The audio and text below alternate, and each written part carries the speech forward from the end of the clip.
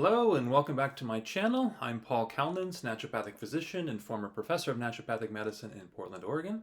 And welcome back to my series on salutogenic terrain medicine, where I explore paradigms and ways of knowing used in biology and medicine, including so-called natural medicines, in order to deepen our understanding of the human being, health, and disease. Please don't forget to share, like, and subscribe if you find this content valuable. And this is the seventh lecture in the series, and I'll be building upon what I've talked about in the previous lectures. I'll include a link to the last lecture in the description below. So I've been looking at this idea of the four primary or possible modes of knowing using sort of the ancient Greek conception of the four elements, thinking of each as a specific type of way of knowing.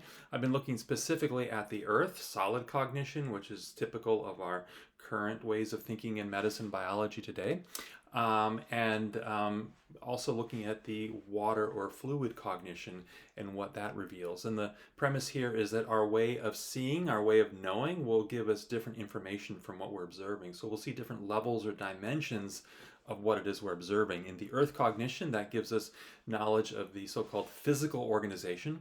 That's our structures from gross anatomy all the way down into the structures of molecules. And it's a very quantitative earth way of thinking. We look at life, consciousness, and all the other activities associated with the human being as extensions of matter, and what is measurable, what is quantitative. So even in natural medicine, there's a lot of talk about what are the molecules, the vitamins, the small molecules, etc., that we need to give a person, for example, to encourage health. So that's all coming from an earth way of thinking. But from the water way of thinking, we see that there's a whole dimension to the human being that is really underrepresented in our current biomedical thinking and biomedical paradigm. If we look at life processes, I argue these really occur in the fluid medium. They're not occurring through solids. They work through the matter, through the solids, the molecules, but the life processes, which are characterized by rhythm, regenerative forces, the forces of metabolism, really are something coming from the watery sphere.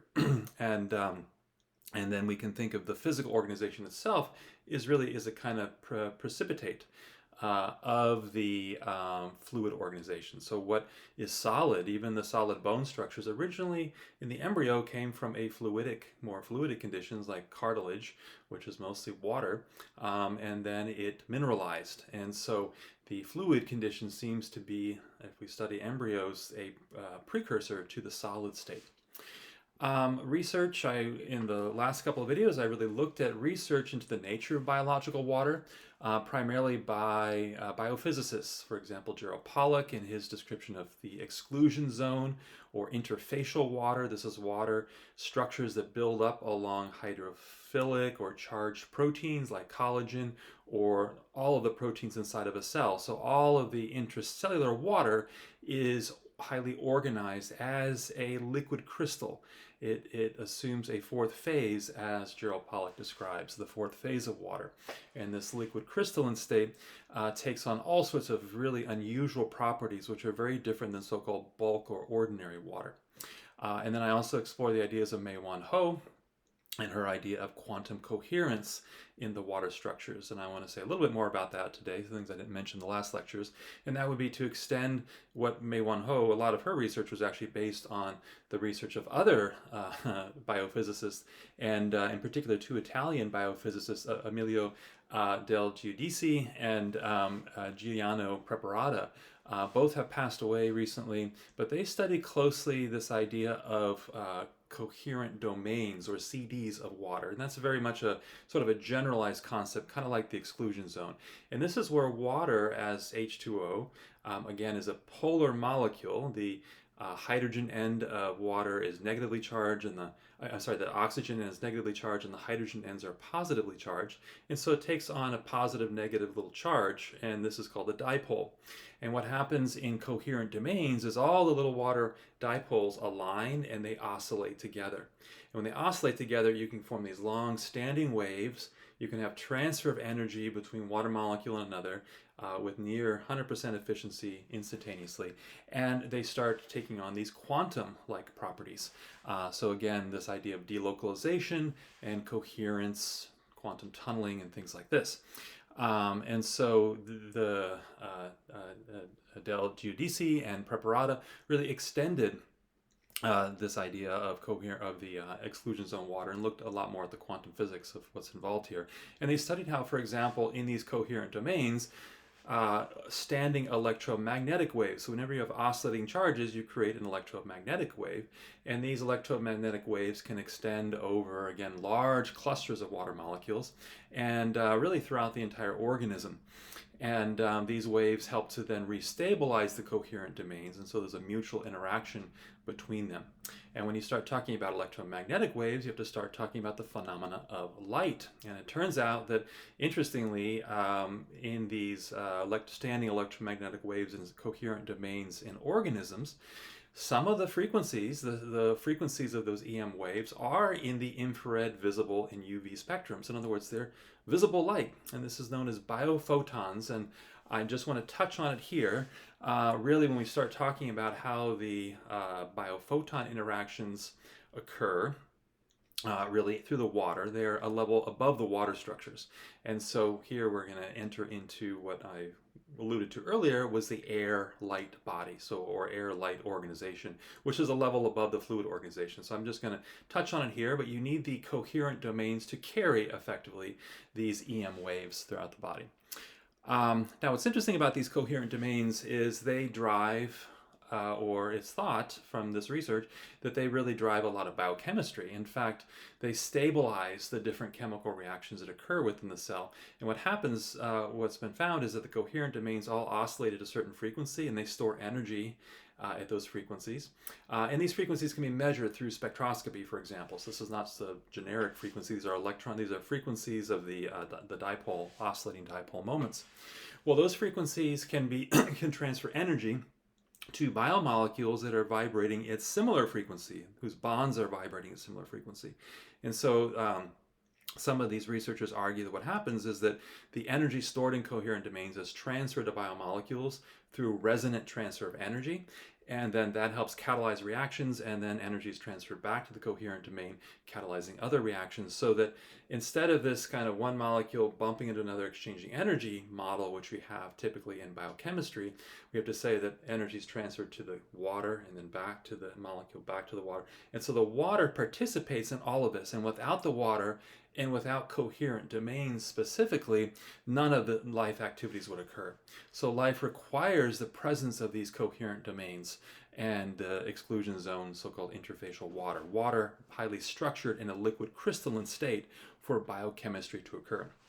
In fact, a lot of the molecules we think that charge up the cell, ATP for example, or NAD, an electron carrier, these actually have been shown to charge up the coherent domains, build more easy water in the cell. So effectively, this creates more liquid crystalline states. So it's not so much that those molecules themselves are doing the work, they're essentially helping to build these coherent domains. And one interesting question would be, well, these molecules like ATP and NAD have unique spectroscopic signatures. They're vibrating at specific frequencies. Could it be that they're building domains of those same frequencies in the body? And could we then use other things besides the molecules, electromagnetic technology, for example, to pump the body full of information and energy to charge up the coherent domain? Pollock showed that, for example, the infrared light can be used from the environment. The coherent domains in easy water can absorb infrared light, and that can charge them up.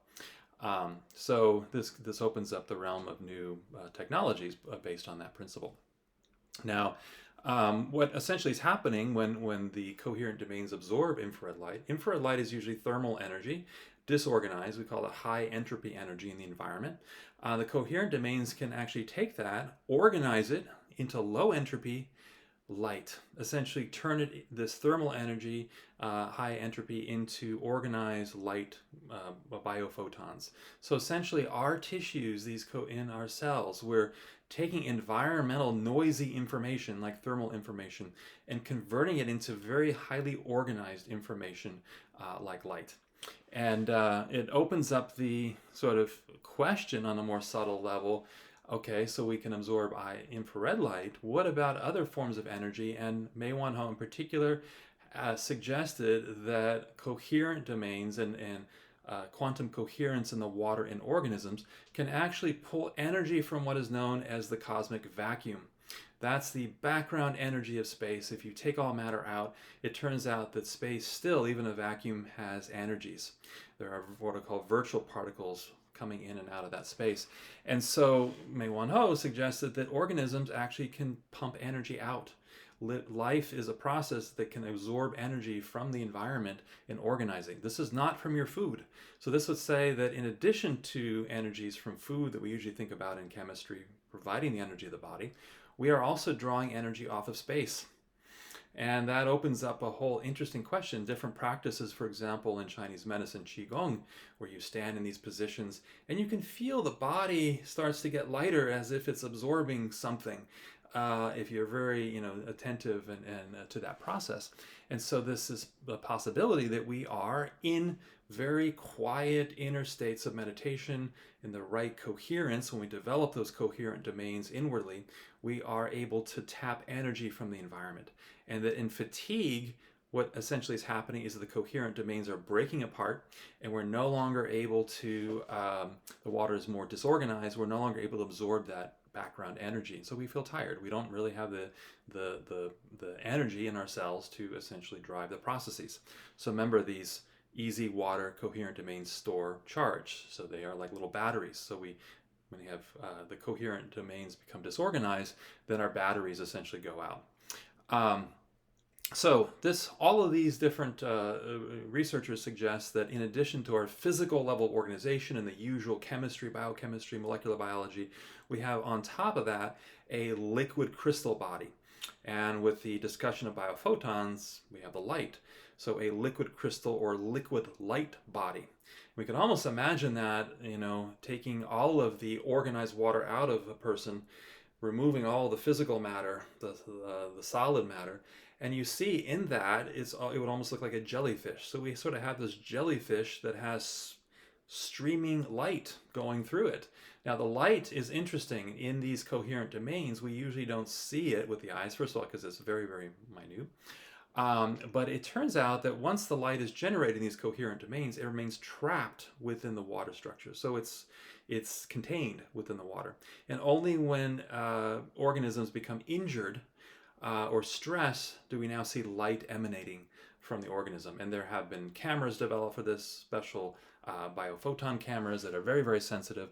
And you can stress organisms, for example, take yeast and put a toxin in the liquid medium with the yeast, and now they just shine light. And that light has been studied, and I'll go into that in a future lecture. It is not just random light from released energy from chemical reactions. It is what we call coherent light, like the light in a laser. All the wavelengths are synchronized, which means it has more of a it's not just random. There's more of it can be used for some sort of a communication in the body, and that suggests sort of a body-wide light communication network. So those biophotons would be another level. So the liquid light or body would be in addition to our physical organization. And really the important takeaway here is that the laws that govern the liquid light body are not those of classical physics and chemistry. We have to invoke quantum phenomena here, quantum level descriptions to understand that. We can't think more in terms of particles, we have to think more in terms of waves, spread out waves, frequencies. And so when we start to think about, for example, a pharmacologic model to work with the liquid light body, we have to talk about frequencies, not quantities of particles. And that again is a sort of a different level above the current pharmacologic model, which focuses very much on the molecular level and what molecules we can bring into the body. So that opens up a whole new body of research. In the last lecture, I also went into how traditional medicines have worked with the fluid organization, and that using more water imaginative cognition, we can argue that many traditional medicines like Ayurveda, classical Chinese medicine, ancient Greek medicine, and the current Unani medicine are studying actually patterns in the liquid light body. So when we talk about organ patterns, they're really describing different patterns in that field. And these patterns really were described as being vital and being driven by vital forces. And the classical humors were an idea of that. It could very well be that what they were describing, my hypothesis and suggestion was at the last lecture, that they were really describing quantum level phenomena using water cognition. And So these quantum level effects that we now understand occurring in that liquid light body was something that traditional medicines have been picking up on for a long time. And they call this, for example, in Chinese medicine, qi, and then the flow of light through the liquid in Ayurveda, that's prana. And there was even the concept of pneuma in ancient Greece. And all the different traditions around the world have different names for these kinds of activities. It was also seen that there was a self-governing, self-regulating intelligence in that liquid light body that would help to restore balance, what we now call homeostasis or homeodynamics, and that was called the vis medicatrix naturae.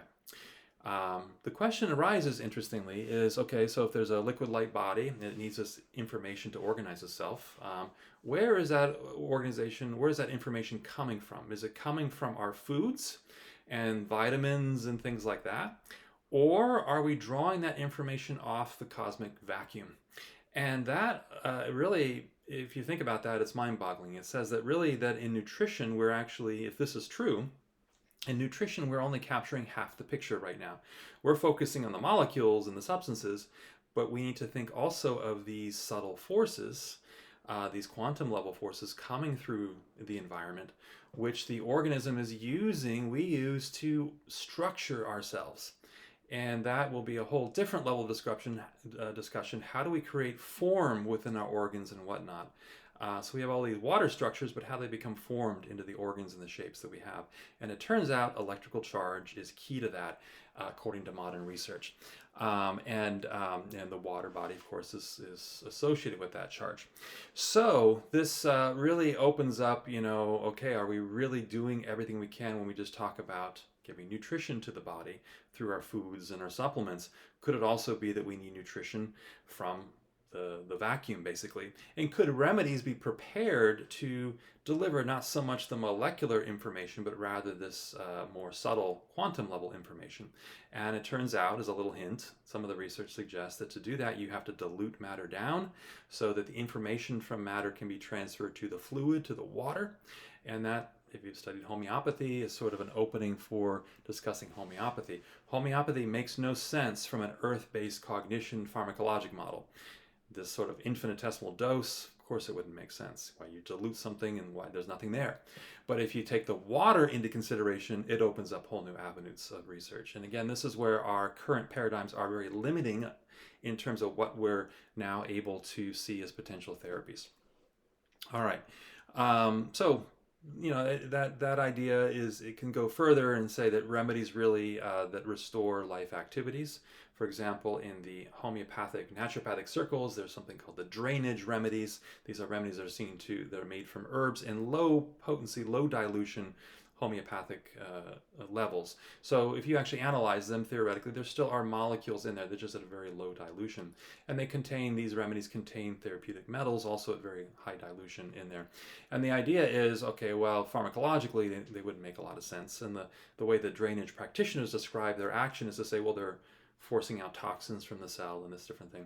But from another angle, we can say that those remedies are designed, or remedies, anything like them, herbal remedies in general, are designed to, really what they do is they establish coherent domains of water structures in the cells. And then by doing so, now the cell works more efficiently, toxins would be flushed out, metabolism would be stimulated, and so on. So this is a very important concept, that remedies are not just giving molecular lock and key information, they're also working with the water and charging up the water, creating domains so that then we essentially function more efficiently. Okay. So that's a little bit on this idea of, really, when we talk about terrain, we have to talk about the fluid organization. So a lot of traditional medicines, the so-called humoral medicines, are working on fluid terrain, not so much solid terrain like we do today in physiology. We talk about the neuroendocrine immune system in terms of neurotransmitters, hormones, and cytokines, molecules. That's biochemical terrain.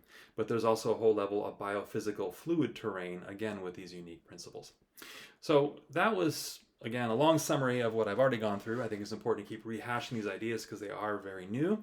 But I wanted to bring in one new insight into this lecture, and that is from the work of the Austrian philosopher Rudolf Steiner, who I've talked about several times, who lived from 1861 to 1925, the so-called founder of anthroposophy. Anthroposophy is a school of thought that has a lot of different spin-offs. For example, Waldorf schools, biodynamic farming, and then there's an anthroposophic medicine, for instance. But basically, Steiner talked a lot about the fluid organization, and I just wanted to give some of his insights because I think they're often discussed at anthroposophic circles. And up until, maybe 20, 30 years ago, there were a number of anthroposophists that were really working in physics and mathematics to understand what he was trying to say using our modern understanding. But then I feel like the research has really stopped, and this new insight into the quantum level interactions could very well be what Steiner was referring to when he discussed the fluid body. So he called the fluid level organization the etheric body. And he argued that it's the seat of life activities, like we've been discussing. Now, this word ether and etheric body was not unique to anthroposophy. Steiner was influenced by the so-called theosophists who came before him, Madame Blavatsky and that school of thinking, and this was inspired by East Asian Indian thought about metaphysics and whatnot. So the etheric body is not unique to Steiner. It was used fairly widely in his time in the late early 1900s. Today it has a very sort of negative term. The ether was technically used in 19th century physics to describe the background of space through which light travels, and that's called the so-called luminiferous ether. So it's thought that light needed a carrier. Light's a wave, electromagnetic wave, so it must need a carrier of itself, and that was called the luminiferous ether. Well, there was a famous series of experiments, the so-called Michelson-Morley experiments in the late 1800s, which demonstrated basically that there didn't seem to be an ether. And in fact, Albert Einstein in 1905 in his paper on special relativity argued there's no need for ether. We don't need that as a concept, although interestingly later he brought it back in general relativity, said yeah, actually there's an ether, but it's different than what people thought. So there's still, even in physics, we have this idea today of the so-called quantum fields, and these are the fields associated with every particle of matter. So we usually think about electrons and protons and things like that, but really from the perspective of the standard model of physics, an electron is a field. It's really a disturbance in a field spread throughout space, so are protons and so forth. So these fields all are interacting, and they extend throughout space. And this would be more similar to what Steiner was talking about in terms of the ether in ether fields. Now, he used this idea of ether to say that something is alive, matter is living, when the physical aspect of the matter is connected to an ether field. And he made the distinction between physical fields, or what he called centric fields. These are fields that originate from matter, particles, for example, out from that particle or go into a particle. So if you've studied physics and whatnot, there's an idea of so-called vector fields. Vector fields all originate from a center and move in and out from a center. So that's a centric field. And with centric fields, the energy dissipates the further away you get from the center, and according to the so-called inverse square law. So it keeps dissipating as you go more distant. For example, a shining light bulb, the more distant you go from the light bulb, the energy dissipates in space.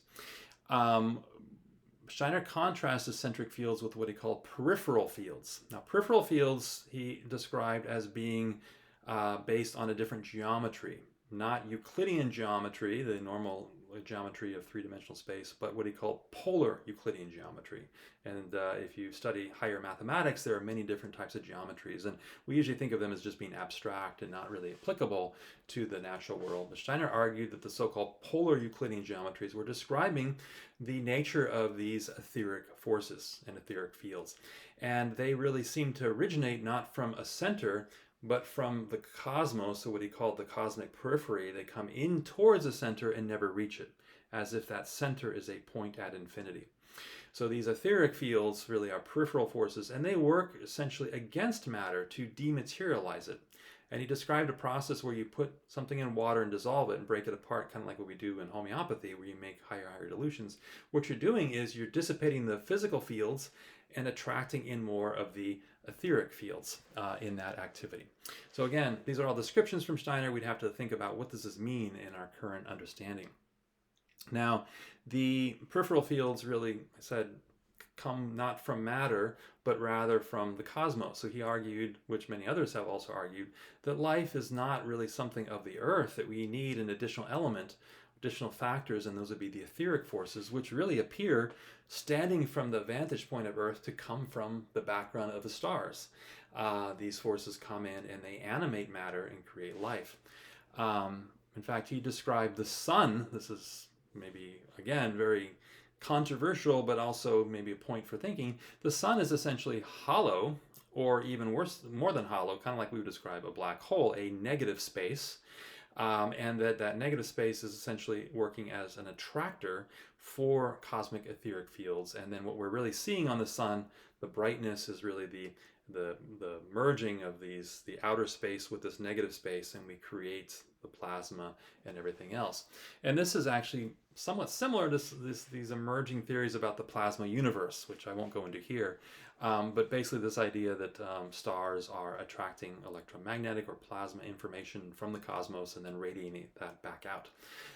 They're not generating from within, burning of hydrogen, or fusing of hydrogen into helium, which is our current thinking. So that was one suggestion by Steiner, that the sun is really an etheric attractor. And he argued that if we look at where etheric fields are really easily or fairly easily observable in nature, they would be in the plant world. Of course, animals and humans also have etheric fields. But in the plant world, we see matter that is taken, enlivened to a different level. It's now in that fluid element, and it's having all sorts of interesting activities going on. It's essentially able to absorb the etheric forces. And he argued that the plant bud, which if you look at a plant bud, if you cut it open, the point of maximal growth actually in the bud is hollow. And he said that hollow space is really the attractor for an etheric field, which then the matter precipitates out around that, and then we see the young leaves, and then gradually they densify, and then we have, for example, in the tree, the bark, which is the most dense part. So essentially we start with this fluid-like, more immaterial, very enlivened state of matter, which then densifies into earth in a plant. And there's also a constant redissolving where the matter is brought back into fluid condition and then precipitated out. And that's really what happens in the human body as well. We're constantly depositing and then redissolving, depositing. And when that depositing happens, we can say that what's happening there is that the matter is becoming disconnected with a etheric field in Steiner's description. So as we age, for example, we become more mineralized, we dry up, our water becomes less. We can say we're less connected with the etheric field. Because the geometries are different, and several mathematicians describe this, for example, Lawrence Edwards and Ala Wicker, I'll leave links to some of their works below. They describe the polar Euclidean geometry needed to understand the etheric fields. In fact, Ala Wicker wrote a nice little book called Sun Space, and the sun space really is the space in the bud of the plant, which is like a little sun which attracts etheric fields. And she talked about how really we can look at a plant as a dynamic polarity and balance between ether fields and physical fields, how they interact. Physical fields are more in the root processes, and then we have the ether fields more in the blossom and the bud processes. Their dynamic interplay creates the different forms we see in plants. And so her book is really beautiful, and it describes those kinds of relationships. Because the geometry is different, Steiner argued really there are no vital forces like people envisioned in the 19th century, because when people say force, they usually think of things like electricity and magnetism and things like that. And Steiner argued that the ether forces are not vital forces. They have a different geometry completely, and they work through different laws. Now, Steiner was talking all about this really before he died in 1925. The quantum revolution didn't happen until the 1920s, and so really he didn't know, this wasn't really understood at that time. And no one really looked especially at these coherent domains in the body of water and how they can carry quantum level effects. So really but we can say that there's a very strong similarity here. Now, for those of you who have studied Chinese medicine, there's a concept in Chinese medicine called Jing, and that's essentially identical to what Steiner was describing here between physical matter connecting with a etheric field, and that enlivened matter now can carry life, and that's what in Chinese medicine is called Jing. Now, these ether fields really are opposite physical fields from Steiner's description. He called, again, they're peripheral fields, but they are really polar opposite to physical fields. So the first polarity would be between gravity, which is a physical field that we're all familiar with, and a field he called levity. He said there are levity forces in living organisms. In fact, that's why plants grow upwards. There's a buoyancy. Again, the water is very important for that. You couldn't have these forces in the body without water carrying them. But the levity field would be opposite the gravity. You know, there's this famous story about Isaac Newton, who first characterized gravity mathematically, and how he got the insight of, for example, how the moon stays around the Earth by an apple falling from a tree. But many have commented that, you know, Newton never asked how that apple got up there in the first place. There must have been something that carried it. Now, of course, we today say, well, there's the heliotropism of the plant, whatnot. Those are just descriptions. How does that actually happen? In fact, if plants just grew, the weight of gravity itself would just crush the plant as it grew up. So it's almost as if something is buoying it up. And we know that that is the water effects in there, especially structured water, and that those are perhaps absorbing these more subtle ether forces in a way. So that's one, gravity, levity. Steiner described really that the earth solid element itself has an opposite field, and that he called the life ether, and that is the source of life activities. Magnetic effects, and he associated this largely with the fluid element.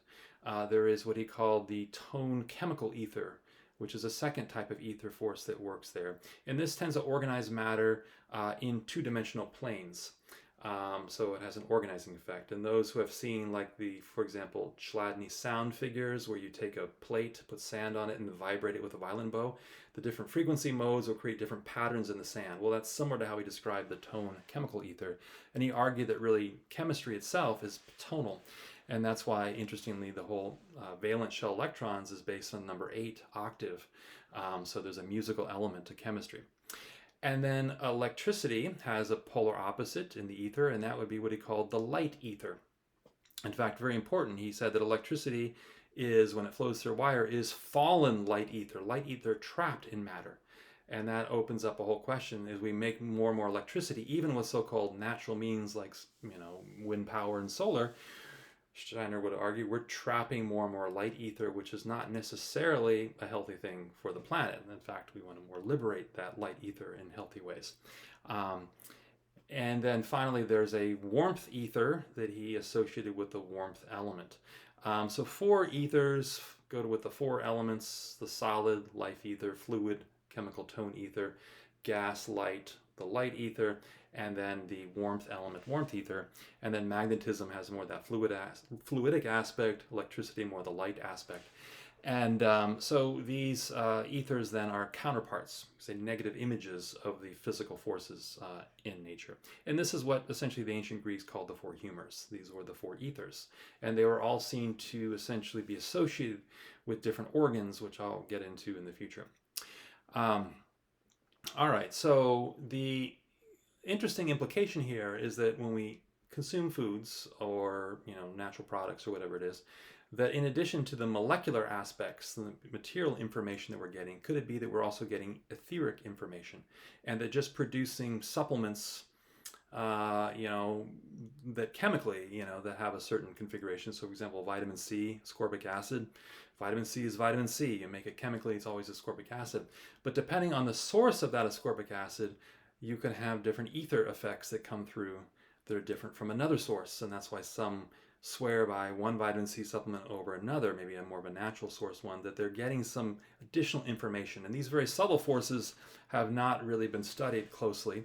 Steiner did suggest a way to study them, and some have followed this up, and that is to use what he called sensitive crystallization, to take copper chloride, for example, in a crystal dish, add a little drop of the extract you're studying, and then let it crystallize. And you'll see that certain extracts have different crystal patterns and qualitatively look different And he argued that sort of is showing us an image of the ether forces. That would be a whole kind of presentation in of itself to look at that.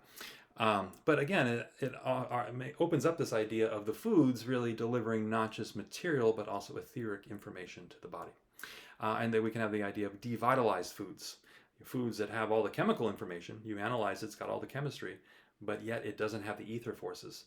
And some have claimed that, it's really the molecular configurations.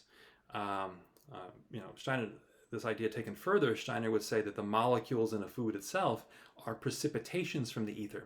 They're all vibrating in certain modes that in correspondence with the different types of ether forces in them. And that it's that information that we're extracting. So just changing the shape of a molecule a little bit will change its alignment to different ether forces, which is why, for example, genetic engineering looks like it produces all these great nutrients. For example, we can engineer rice to produce more vitamin A and everything. But in terms of the quality of that information, that's a whole different question. Is that actually healthy etheric information that we're getting through that now? And again, because that is not on the radar in conventional biochemistry or nutrition, no one is asking those questions. So that's an interesting idea of molecular shape and the connection with the ether fields around it. Goethe, the poet, had an interesting saying that architecture is frozen music. This idea that matter and the shapes of matter really are frozen subtle forces, subtle activities like the vibrational modes and the ethers and so forth. And then remedies we can think is having, again, in addition to a molecular aspect, an etheric aspect or vibrational aspect, vibrational transfer of energy. And that's a very interesting idea, not just from anthroposophy, but even in modern research, there are some that are looking at the vibrational modes in proteins and mimicking those with electromagnetic frequencies fed to the body. And you get the same effect as actually having that protein in the body. So the information can be captured if we have a nice electromagnetic signature of the different vibrational modes, the spectrographic signature of a compound. Now, some speculations here. This is all descriptions from Steiner. Obtained more phenomenologically, and a lot of anthroposophists have continued that kind of work phenomenologically. But could it be that what Steiner was describing were essentially quantum level forces that are now working through the coherent domains, the structured water in the body, and that these effects, etheric effects, are quantum-like? This is something that I think someone with more advanced training in quantum mechanics and quantum field theory, it might be interesting to kind of think about those ideas to see if there's any correlation with the polar Euclidean geometries that Steiner described and the effects of animating life, essentially. And again, from the quantum biologists today in quantum chemistry, they'd say life is charging up those coherent domains where they now can receive subtle information from the environment. So this could be the basis of a new vitalism. But again, studying the liquid light body requires that we get out of the classical physics chemistry mentality and jump to a quantum level mentality. Next up in the lecture series, I want to look in more detail at that light body, the light, Steiner's light ether, but what we call now as biophotons, and biophoton research, and how that relates to the coherent domains, and how the light interacts with the liquid crystalline body. And I'll be arguing that connection between light and the liquid crystalline body is essentially what, again, in Chinese medicine they call qi, and in Ayurveda, prana. Those kind of activities really are processes in the liquid light body. Okay, so hopefully this has been a little more food for thought. This is, again, very challenging to delve into this way of thinking, especially if you're trained in conventional biochemistry, molecular biology, when you're thinking about all the earth little particles bouncing around. You have to look at the water as well, and the fact that there's all sorts of unique properties happening in that water. For example, absorbing information from the environment and even potentially the so-called quantum vacuum. All right, well, that's it for this one. Thanks for listening. And as always, if you find the content valuable, please feel free to like, subscribe, and share the content. All right.